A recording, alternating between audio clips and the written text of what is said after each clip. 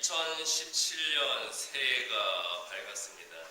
여러분들 내 개인에게 그리고 하나님께 많은 약속들을 하셨을 거예요. 그런데 인간의 약속은 말뿐인 약속일 때가 많아요. 지키지 못하는 약속, 또 처음부터 지킬 마음이 없었던 그런 약속도 많다는 거죠. 사람들 사이에 가장 많이 하는 거짓 약속이 뭐가 있을까요? 사람들 사이에 가장 많이 하는 거짓 약속. 언제 밥 한번 먹자. 연락 한번 드릴게요. 이거 다 거짓 약속이죠. 또 교인들 사이에 가장 많이 하는 거짓 약속은 뭐가 있죠? 기도해 드릴게요. 이런 거짓 약속하면 안 되는데 우리가 이런 거짓말 약속을 너무 많이 하잖아요. 또 여러분 결혼하실 때 사랑하는 사람과 했던 약속 다 지키셨어요? 내가 너랑 결혼하면 한평생 손에 물 한 방울 묻히지 않게 해줄게. 내 눈에 눈물 흘리지 않게 해줄게. 너 눈에서 나오는 눈물이 다 다이아몬드가 되게 해줄게. 너만 바라보고 살게. 바람 안 피울게. 그 약속 다 지키셨어요? 아마 못 지킨 약속이 더 많을 거예요. 특히 남자들은 결혼하면 태도가 확 돌변하잖아요. 그래서 여자가 왜 결혼하면 이렇게 바뀌어버렸냐 물어보면 남자들이 하는 대답이 뭡니까? 잡아놓은 물고기에 미끼 주냐. 그렇게 말을 하면서 약속해 드린 것을 합리화하잖아요. 자, 이렇게 약속은 깨지기 위해 있는 것이다. 그런 말까지도 있어요. 국가 간의 약속이 뭐예요? 조약. 그런 것도 쉽게 깨집니다. 또 국가가 국민에게 한 약속일 공약이라고 그러죠. 공약의 의미가 뭡니까? 공적인 약속이라는 거잖아요. 그런데 그 공약이 공연불분인 약속도 되어버린다는 거죠.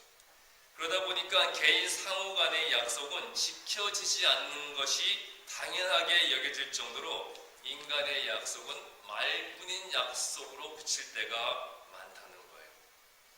한 총각이 하나님께 기도했습니다.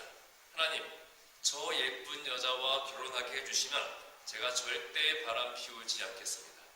제가 바람을 피우면 저를 죽여도 좋습니다. 그리고 결혼했어요. 살다 보니까 바람을 한번 폈습니다. 죽을 줄 알았는데 안 죽었어요. 그래서 바람을 몇 번 더 피웠는데요. 3년이 지난 어느 날 배를 타게 되었는데 큰 풍랑이 있는 거예요. 이때 이 총각은 옛날 하나님께 했던 약속이 생각나서 무서웠지만 그 순간 생각하기를 이 배에 나 말고도 100명이나 더 타고 있는데 나 하나 죽이시려고 이 배를 침몰시킬까? 그 생각하고 안심을 하는 순간 하나님께서 말씀을 하셨습니다. 너 같은 놈 100명 모으느라고 3년을 기다렸다. 이렇게 말씀을 하셨습니다. 하나님은 어떤 종류의 약속에도 다 충실하신 분이라는 거예요. 자, 하나님은 약속과 언약에 충실하신 분이신데요. 어떤 약속? 누구와의 약속에도 충실하신 분이 바로 하나님이라는 거죠.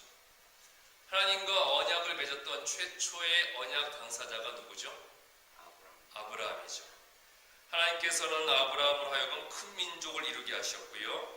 그 후손들이 가나안 땅을 차지하게 하셨고 또 아브라함의 믿음의 유업을 이어받은 자들은 혈통적으로는 유대인이 아니라도 믿음으로 말미암아 아브라함의 믿음의 후손, 영적인 후손이 되어서 하나님의 자녀가 되도록 해주심으로써 아브라함이 모든 사람을 위한 복의 근원이 되도록 하시겠다. 그 약속을 이루어 주셨죠.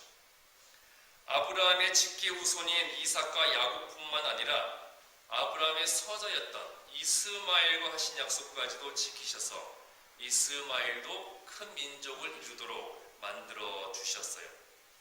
자, 이렇게 하나님께서는 모든 약속에 충실하신 분이신데요. 누구와 맺은 약속?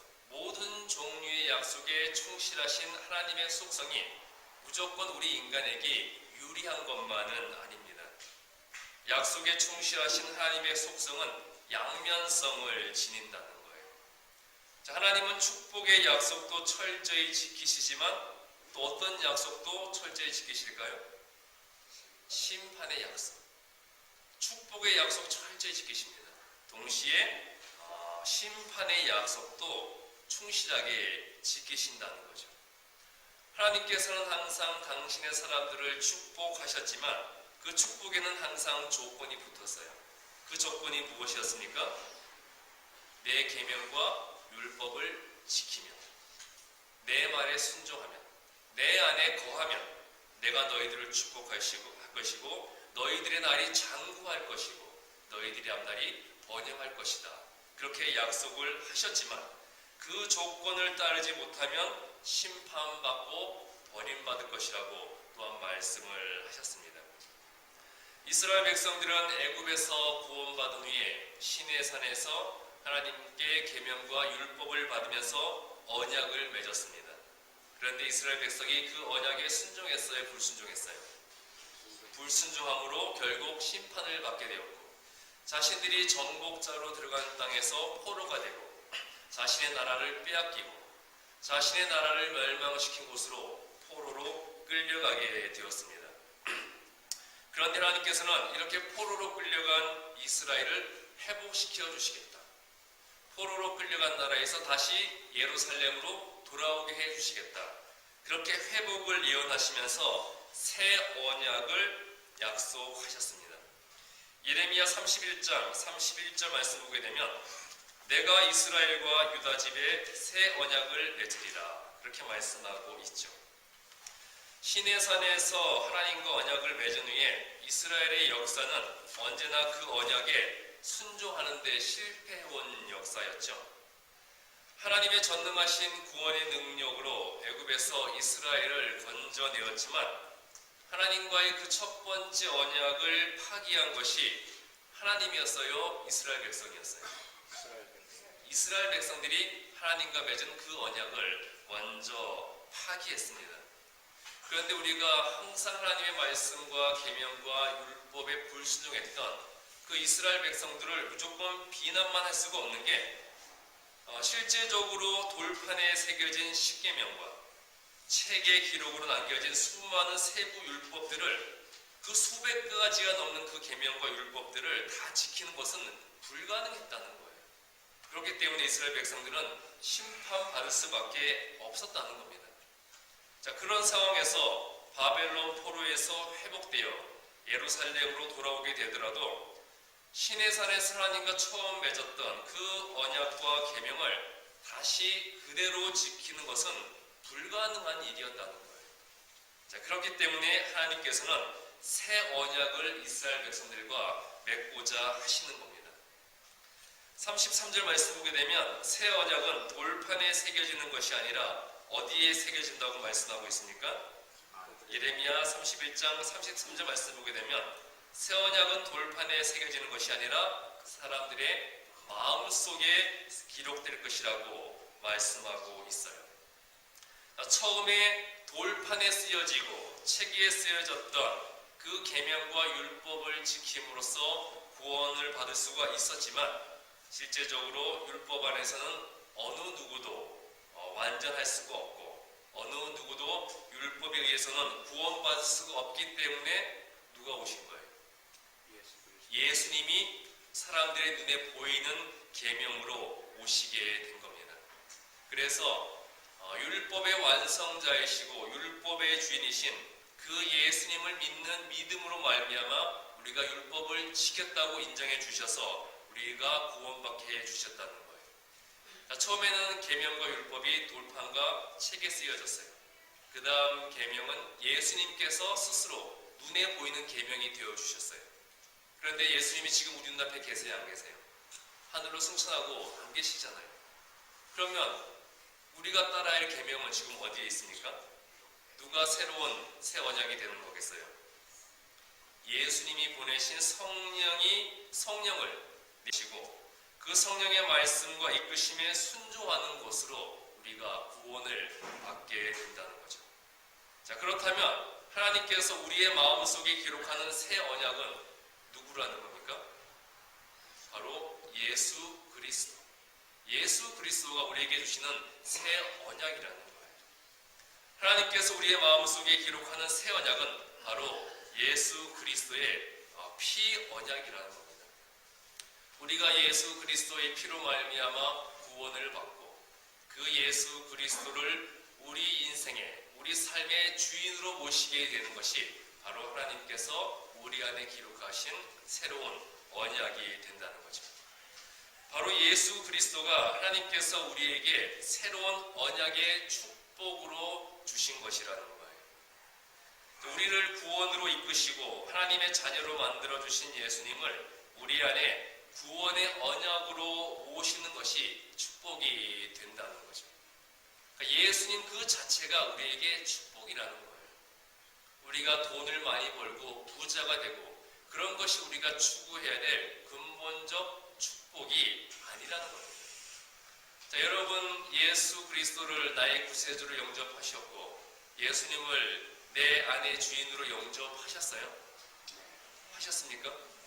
자, 여러분들 내가 예수 그리스도를 내 구세주로 영접했고 그 예수님을 내 인생의 주인으로 영접했다면 바로 그 예수님이 바로 내가 받은 축복이 된다는 겁니다.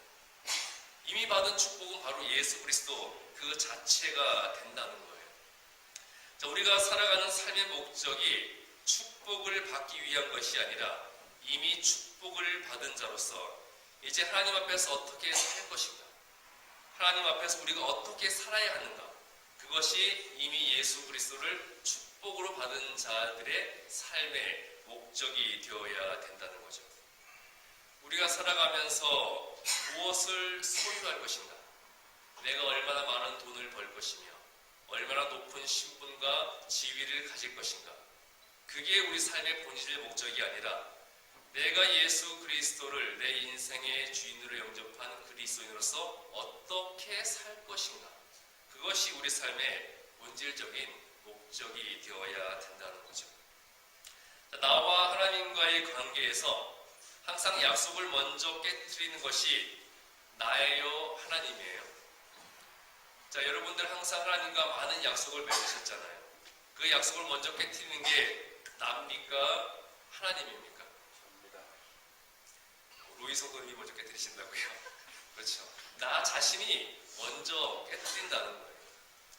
우리가 힘들고 어려울 때마다 습관적으로 나오는 불평이 뭐죠? 힘들고 어려울 때마다 하나님 앞에 습관적으로 나오는 불평. 하나님, 해도 너무 하십니다.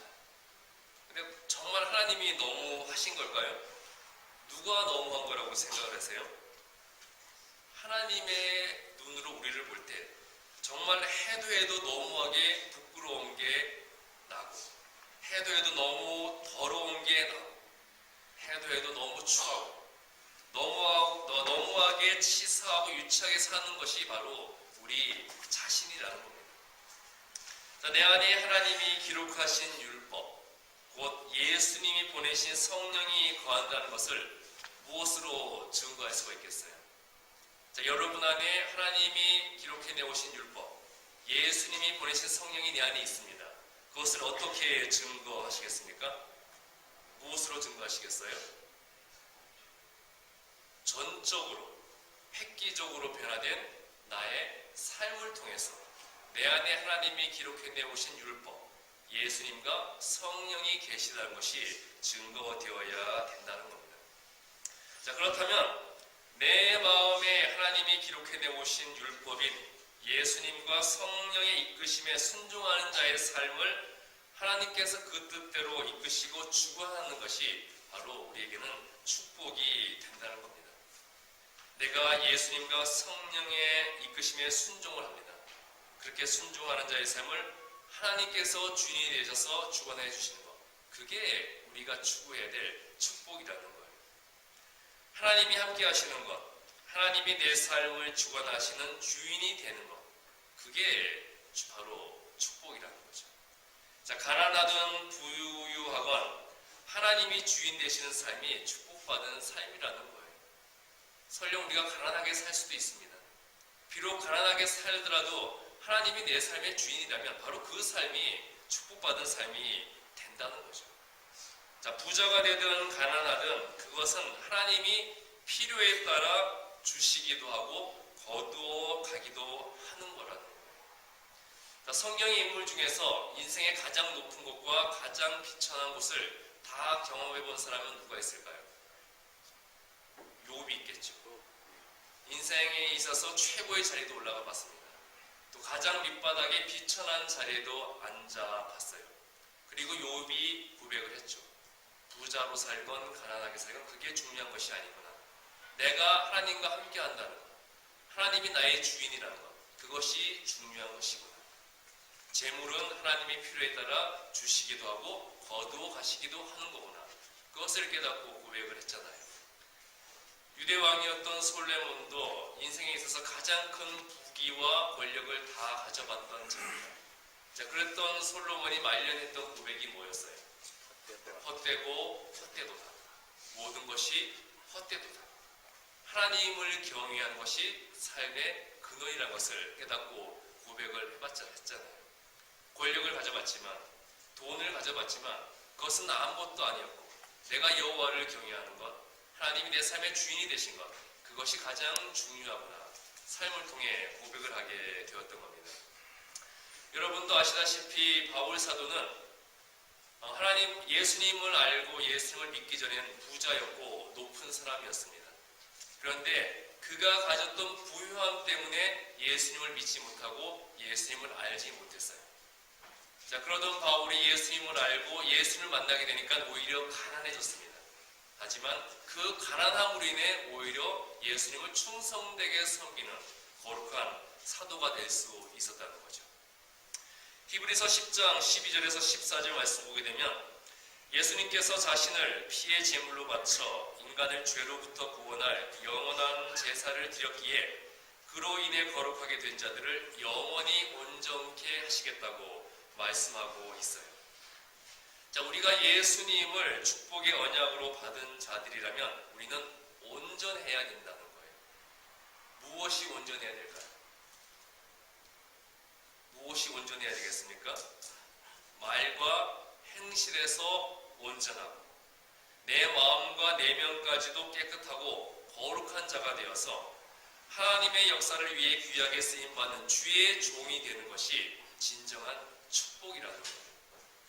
자, 여러분, 하나님께서 우리 안에 예수 그리스도를 새로운 언약으로 주셨습니다. 내 안에 예수 그리스도를 언약으로 받은 자로서 그 예수님을 내 인생의 주인으로 영접한다면 오로지 하나님의 말씀대로만 순종하고 내 안에 계신 예수 그리스도의 뜻대로만 순종하는 가운데 주님을 위해 귀하게 쓰임받는 주의 종들이 되는 것을 축복으로 우리는 여겨야 된다는 거예요. 자, 이 한 해 우리 교회의 표, 지경을 넓히는 교회입니다. 여러분, 이 한 해 내가 내 안에 예수 그리스도를 새로운 언약으로 받은 자로서 말씀의 지경을 넓히시고 찬양의 지경, 기도의 지경, 전도의 지경을 넓히시고요. 그 가운데 여러분의 가정의 지경, 여러분의 사업의 지경, 그리고 여러분이 섬기는 이 교회의 지경을 넓혀 나가시는 거룩한 주의 종들이 되시기를 주님의 이름으로 축복합니다. 아멘. 여러분, 내 안에 누구를 새 언약으로 받았다고요? 예수님이 내 안에 새 언약으로 있습니다. 그렇다면 내 안에 계신 새 언약이신 예수 그리스도의 말씀대로만 순종해서 그 주님께 귀하게 쓰임받는 거룩한 주의 종들이 되시기를 주님의 이름으로 축복합니다. 아멘. 기도하시겠습니다.